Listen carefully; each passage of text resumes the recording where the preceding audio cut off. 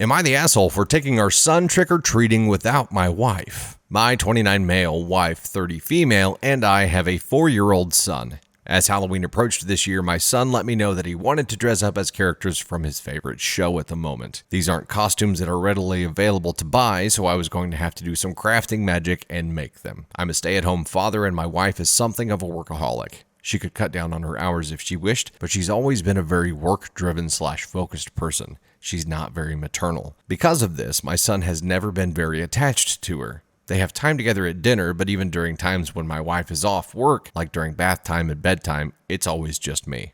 This isn't me complaining. I signed on for the stay-at-home dad life and I enjoy every minute of it. I just wish, for his sake, that she would be more involved. About a month before Halloween, my son asked if my best friend, 35 male, could dress up with us. He had already assigned himself and me a specific character, and I had started work on the costumes, so I figured it wouldn't be a big deal to add one more. He adores best friend. They have such a sweet bond, and have since my son was born. I asked best friend if he wanted to join us trick-or-treating, and he immediately agreed.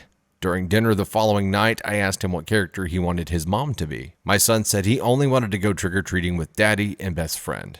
Over the course of the next week, I would casually bring it up again to my son, and he continually gave the same answer. My wife was clearly hurt, but would always brush it off. Fast forward to Halloween night.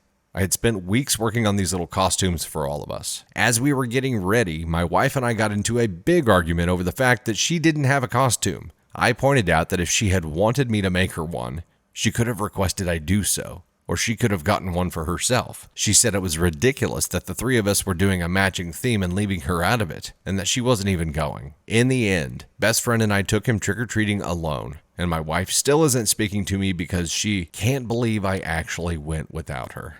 Am I the asshole? So I think as a stay-at-home dad or stay-at-home mom, and I think we have to reverse the sexes in this story and see if it changes how we feel at all. It didn't for me. I feel the same way. Having the feeling of wanting the other parent to be more connected and involved is natural. But it feels like OP let the kid make the decision here, instead of making the decision with the other parent. The other parent lost the right to pitch a fit when they waited till the last second instead of speaking up earlier about wanting to be involved in the Halloween adventure. Instead of speaking up immediately, they waited till the very last second and then blew up about it. So OP is the asshole for letting the kid decide, and the other parent is an asshole for waiting to the last second. Yeah, both a-holes for that. It feels like, in general, OP, who is the stay-at-home dad, needs to start leading instead of following the direction of his kid and start nurturing the bond between the kid and the other parent.